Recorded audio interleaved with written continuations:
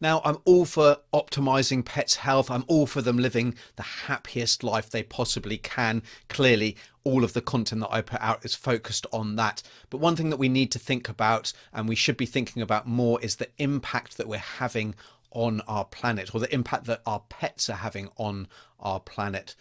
A clear example of this, and one that I've been thinking about recently, is the kind of dog boxes that you can get, where you get the monthly delivery of a couple of toys, some treats, and a few other accessories that are all made of plastic. They're all designed to last, no more than a week or two, if that. So many of these cheap toys, really, they last for one play session and then they're thrown in the bin.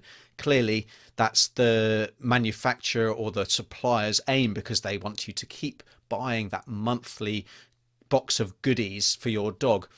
But just think of the impact that that's having on the planet. Now, this is just one example, and I was fortunate enough to speak to Dr. Maddi Hewitson, who's really passionate about the ecological impact that our pets have, and more importantly, she's passionate about helping people make the right choices so that actually how they care for their pets is not compromised in any way. You can still give toys, you can still buy accessories, you can still feed them foods that are really high quality, but just thinking in the back of your mind about the ecological impact means that you can choose the best products for your pet, while at the same time being the best products for the planet. So let's jump into this fantastic interview, where I started off by asking Maddi what got her interested in this topic in the first place. My passion is kind of sustainability, and trying to live as sustainable as possible.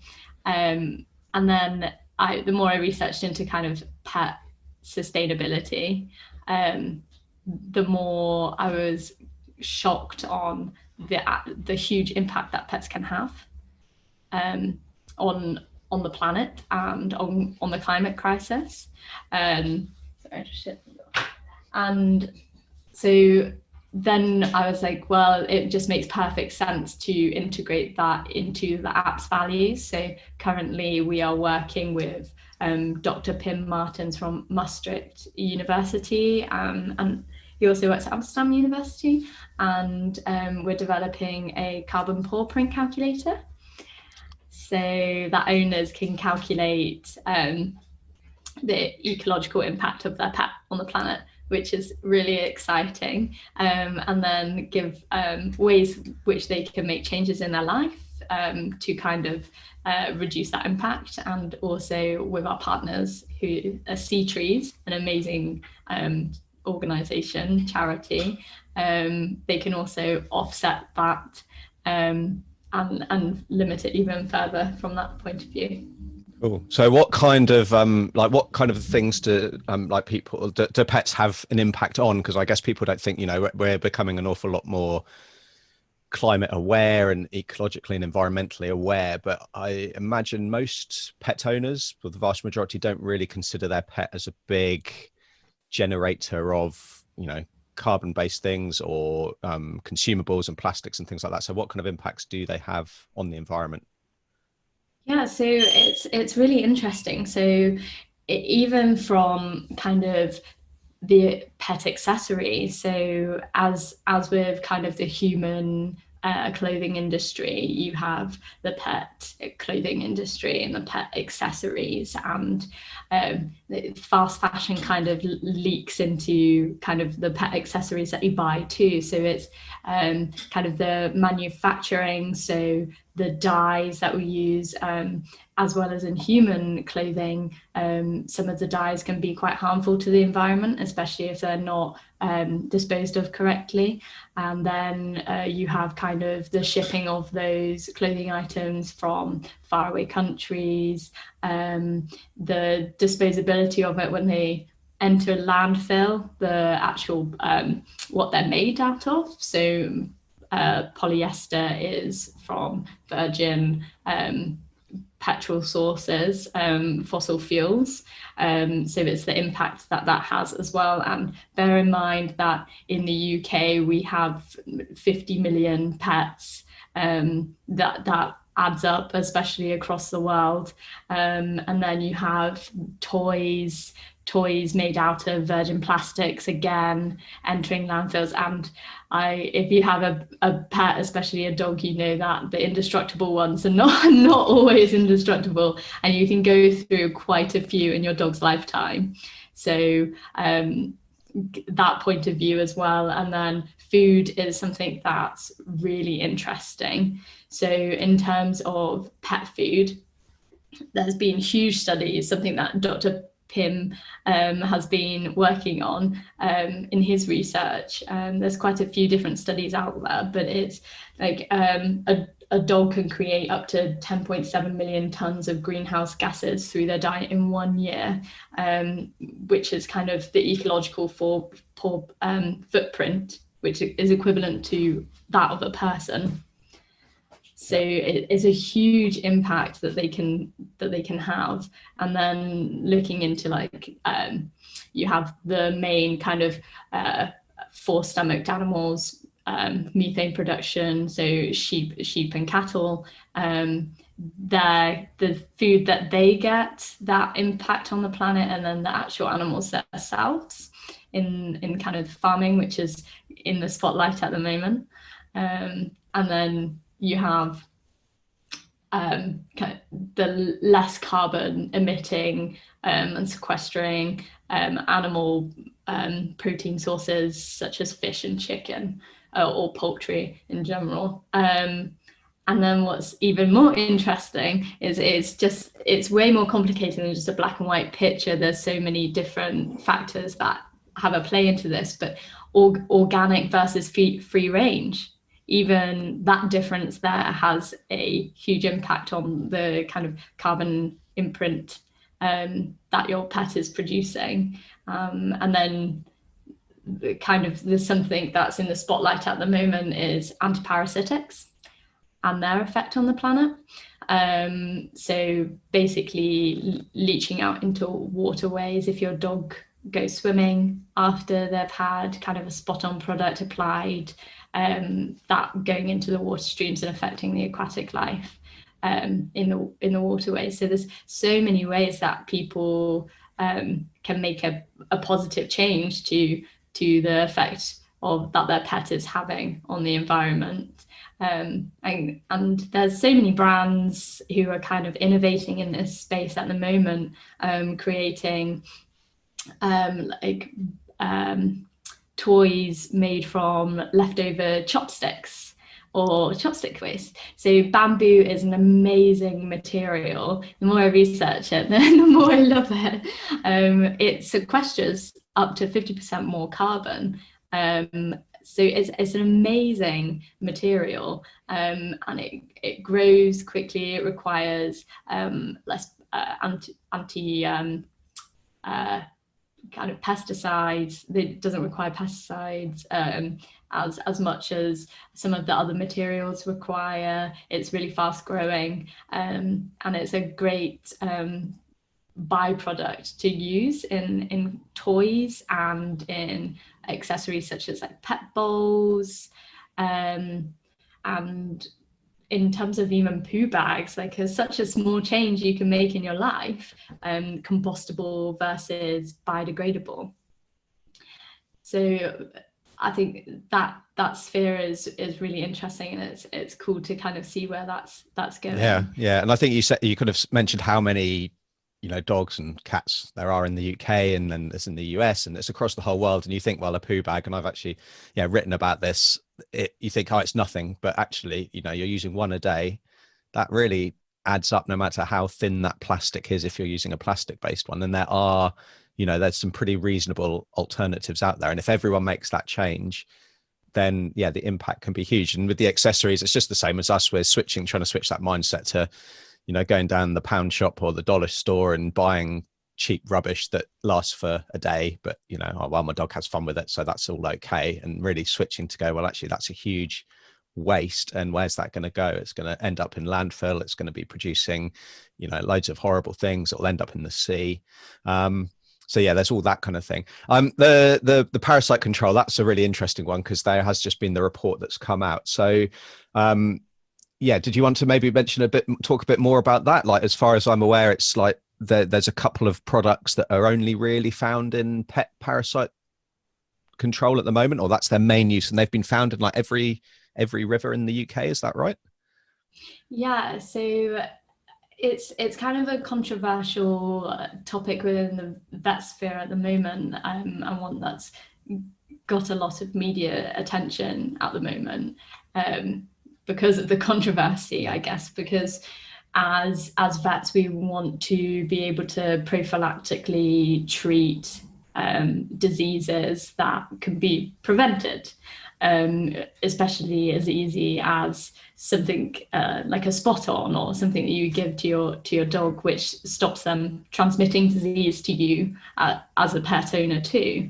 And it's something that's kind of been ingrained in society for such a long time now, that it's kind of part of owning a pet. You know that you flea and worm monthly, or every 3 months, or 6 months in some cases.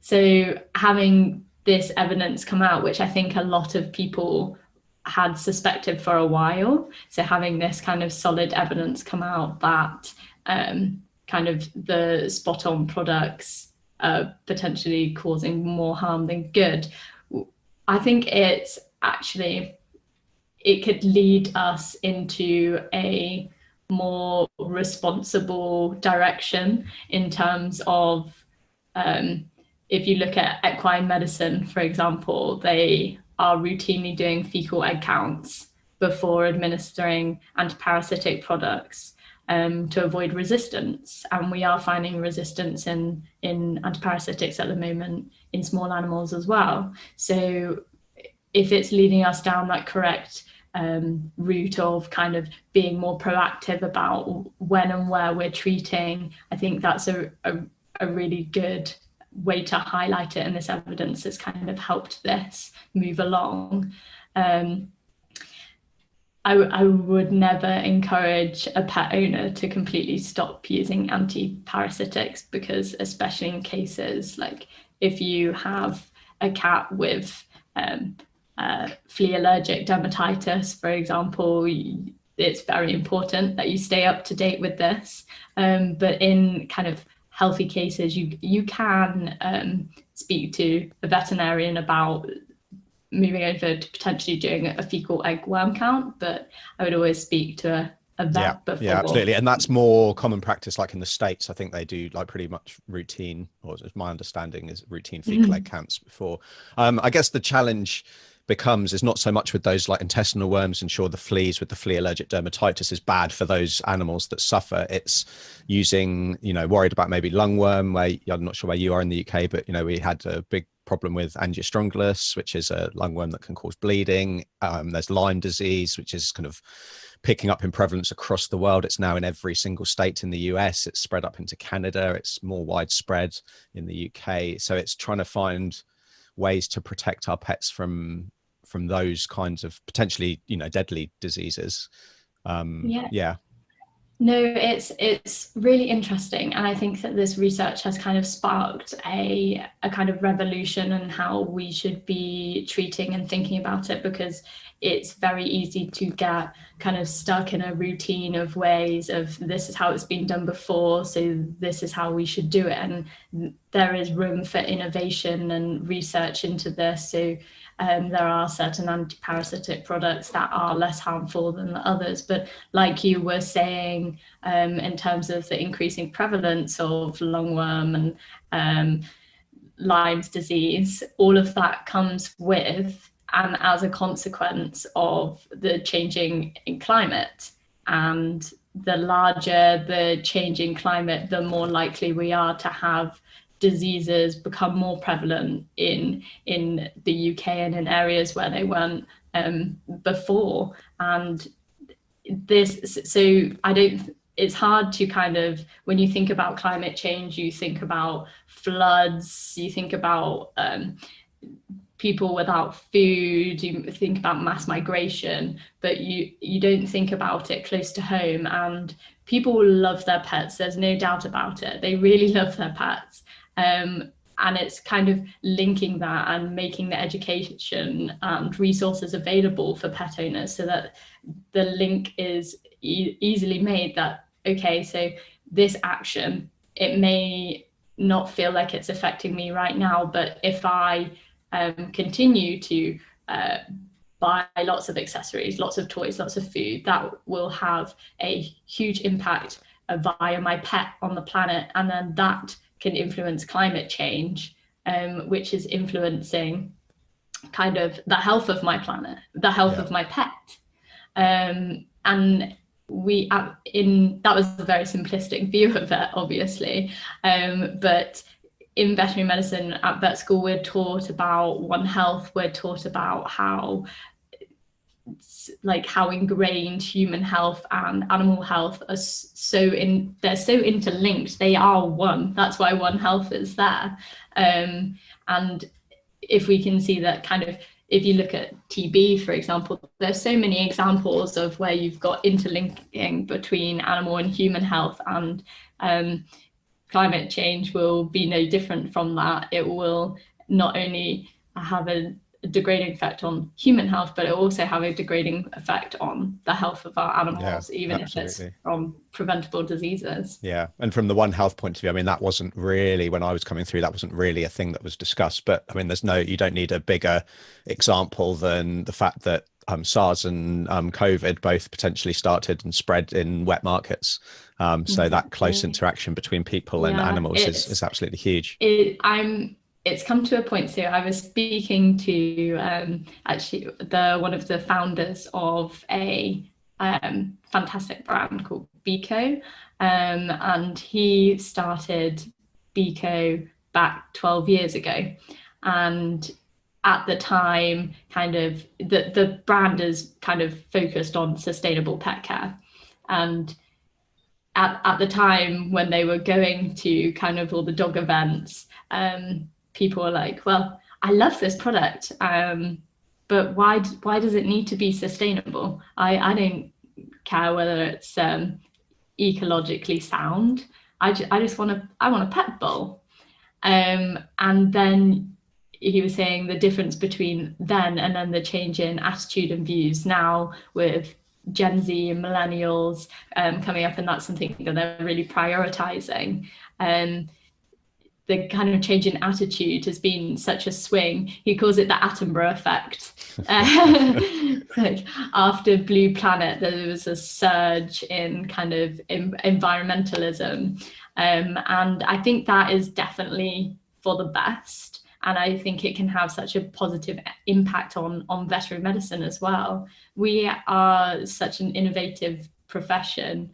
And we have so much room for kind of creating new normals, and we have such a huge influence on pet owners. And if we could use this to not only positively impact the health of pets, but also the health of the planet at the same time, then I think that would be a massive win for both sides. Yeah, absolutely. I mean, it's really encouraging. That attitude shift is very notable. And I guess there's a lot of, actually going to the other extreme, a lot of climate anxiety, and people are really struggling with the impact that they're having and their lifestyle, and I guess their pets as well. Is there a risk that vets could be a little bit hypocritical, because we are a massively plastic based profession, in that you think of the number of syringes and needles, it's all packed in plastic. A lot of people are using disposable gowns. I know there's a discussion about the impact of those versus the old cotton ones, but the potential compromise in the care and the sterility we're offering.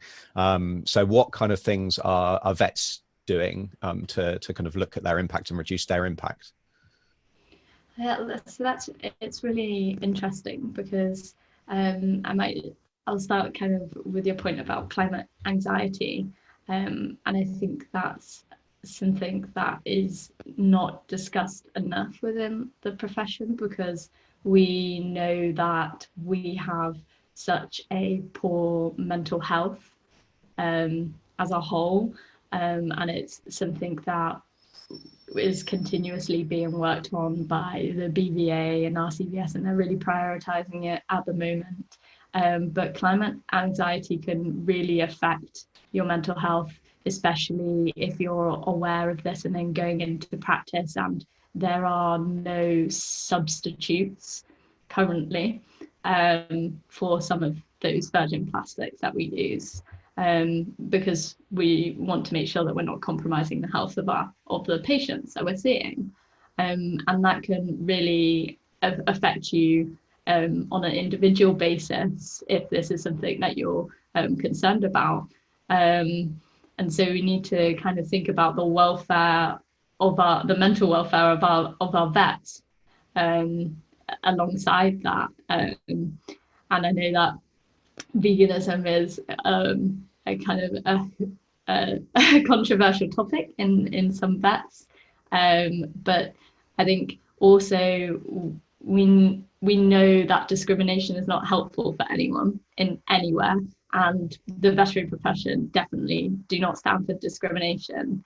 And I think if we need to be supportive of people who are choosing a vegan lifestyle, because it is a protective view. There is also that, but it's also kind of being welcoming to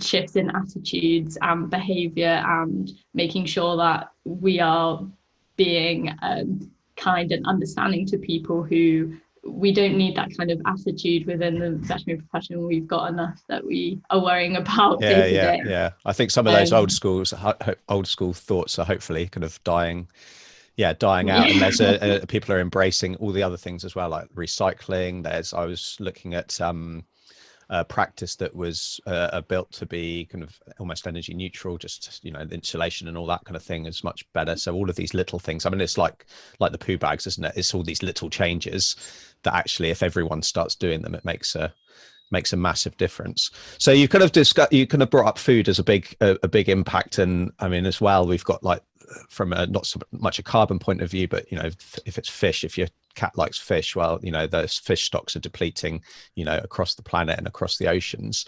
What kind of alternatives are there? Because there's a few different kind of insect based ones, there's some plant-based diets and things. What kind of things can people be thinking, and what actually can they switch to today rather than waiting for any new innovations to take place? Yeah, so this is really interesting. So in terms of what you can do right now is just looking at the kind of the back of your pet food packagings and seeing where this protein source in particular is coming from. So in terms of fish, you can buy foods now that are marine body certified, so MSC certified, and that means that they are being sustainably caught and sourced, not from fish farms. Usually they are pole or line caught, looking for, we know that kind of depleting main predatory fish such as kind of salmon and tuna are more degrading on the environment than potentially having your protein source being from haddock or cod. Then you've also mentioned insect based protein, which is another controversial topic within veterinary medicine at the moment. So it's an amazing innovation, and potentially could be life-changing for hypoallergenic animals because it's classed as a novel protein, but there hasn't been enough research into the kind of long-term health effects of insect protein on cats and dogs, and we have to be especially cautious about cats because of taurine deficiencies as obligate carnivores. So there is definitely more research needed into that kind of sphere of animal pet food, but I know that it's occurring at the moment, and I think there's exciting things to come, and I would be interested in seeing the results of that. But as we are an evidence-based profession, as vets, we can't really recommend insect-based protein at the moment. because of the lack of research, but definitely excited to watch this see space. what Watch this exactly. space. And even like, even if you're not, you know, even if you're choosing a standard, you know, bovine or you know, sheep based diet, there's a big switch to, or like becoming more common, you know, like the premium, the human quality. I mean, there's all of these terms that get bandied around that don't necessarily mean anything, but people want to feed the same steak that we're buying off the shelf. But the potential there is that we're using less of the kind of the byproducts, which are still perfectly good. And it's just that kind of terminology makes us think that people are, you know, kind of scraping the muck off the slaughterhouse floor, which isn't the case. And so we're not using the whole of the animal. And that has a bigger impact as well, doesn't it? No, definitely. It like, this is something I could talk about for hours, but it's so interesting, kind of the shift in what we are feeding and expecting to give to our pets at the moment. We've gone from just having just brown pet food and their biscuits, or kind of offcuts of meat and offal, category 3 waste, and then you compare that to now, when dogs are being fed kind of prime cuts of meat, that hugely increases the ecological pawprint on the planet, because you're having a whole nother animal that is being reared for that product, and that waste product then that would have been used is now going in the bin, and so that animal has been raised and not all of it's being used, which is even worse for the planet. And then you've got the kind of that shift in attitude also comes along with kind of the organic and free range, and then from like a veterinary perspective as well, you have the kind of welfare issues in some of the cases, because if you are certified organic, you can't use certain drugs to treat the animals, because then you lose your accreditation for being organic. But in terms of environmental impact, we know that organic has less of an impact. So it's trying to work alongside farmers and like animal production to help them create a place of good welfare, but also reduce the impact that we have on the planet. So yeah, it's really interesting area, but something I don't think is made clear enough to pet owners. You have this kind of greenwashing going on, especially at the moment, with kind of people saying this is sustainable, this is good for your pet, this is prime protein, but it also comes along with the overconsumption of pet products, because we know that also it's the majority of animals are actually over consuming the energy. They consume more energy than they need to sustain their normal activity levels, and that links to pet obesity.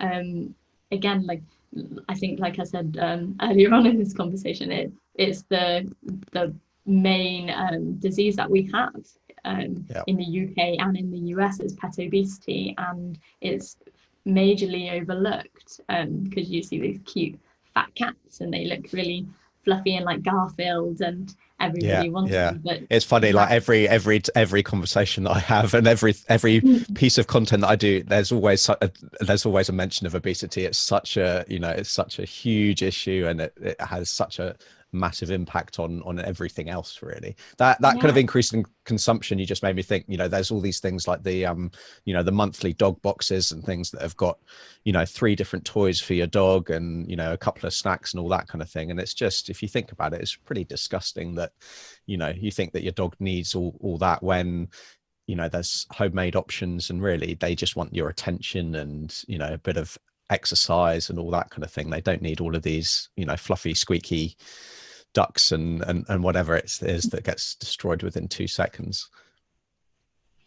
Yeah, I mean, there's so many, like, there's so much room for improvement, but like it's always progress over perfection in these areas. You can buy the most eco-friendly toy that's going to compost in your garden within 90 days. But that will also have an impact on the planet. Nothing is zero impact. We just need to make sure that we're making changes within our pets' lifestyles that are reducing that impact. And the significance of reducing that impact on a personal level is huge. It's really big. People think that you can't do anything as an individual to change it, but if everybody thought that way, then kind of nothing would happen, and your individual impact over the life of your pet is really significant. And if you can make small changes, just kind of changing from your usual plastic poo bags to a compostable poo bag, is still like a huge change and it's not just change on the planet and the change in your lifestyle, but it's a change on kind of a social level as well. If we're all kind of being more conscious of the way that we're treating the planet, then we become more conscious of kind of the environment, whether that's social or kind of like the physical environment around us, and that can only bring good things in my opinion. Yeah, absolutely. So I'd like to kind of finish off, like, and this might be a pretty difficult question that doesn't have a good answer, but like, if like for things that people can do, like what would be your like 3 top, changes that most people would probably be able to make with their dog or cat that, they can make today? Yeah, so definitely have a look at the back of your food packets. Have a look if you can see where this protein source is coming from and how they source it, then that's fantastic. If you can't and you have no idea, then I would look into changing it. There are so many alternatives out there at the moment. Look for MSC certified fish. Look for like wild caught, look for pole caught. If you're looking for kind of turkey or chicken, look for free range or organic if you can. And I know that there's financial constraints in these areas, but there are some alternatives that are available for people. So that's such a huge impact that you can make throughout your pet's lifestyle lifetime. Another thing would be if you can just look for swaps, easy swaps day to day, which I'm sure your pets will find really fun, is changing to kind of more sustainably sourced material toys. So look for kind of bamboo, hemp. They're lots of fun. My dog has not noticed the difference at all, and there are some great kind of toys made out of old plastic bottles as well, which is also limiting your impact on the planet and is so much fun for your pets as well. And then in terms of kind of dealing with your pet's waste, there are amazing brands that have got compostable poo bags, biodegradable cat litter, just all things like that you can make within your animal's lifestyle that can benefit their health and benefit the health of the planet as well. Yeah, perfect. And then you can at least feel like you're doing something and not having to wait for that next innovation in sustainable plastic production or whatever hopefully comes about. That's fantastic, Maddi. So if people wanted to learn more about kind of this topic and also kind of about the work and everything that you're doing around this, where would be the best places for them to go? Yeah, so Vet Sustain is a kind of veterinary innovation area within the environmentalism sphere. And we are working on resources for the veterinary profession to use, which can be found on our website and in our Facebook pages. And we're also working on providing resources for owners as well, for pet owners, at Petpanion on our Instagram as My Petpanion. And we are working very hard in the background to create lots of exciting new things where you can track your ecological paw print of your pet and learn more about how to reduce that. But they're all exciting things, and I very much look forward to sharing them with everyone soon. Perfect. Oh, that's fantastic, Maddi. There's so much to think about and so many different things to unpack with our conversation today. So yeah, thanks very much for coming along. No, thank you very much. It's a pleasure to talk to you. So I'd love to hear your thoughts on this in the comments down below. If you've not seen the masterclass with Dr. Ernie Ward already, then I definitely recommend you check that out, where we dive deeper into the pet food aspect of the environmental impact that our pets have. And we talk in much more detail about some of the options that are available now and some of the options that are going to be available very, very soon in the future. So head over there. I'll leave a link to that in the description down below. But until next time, take care.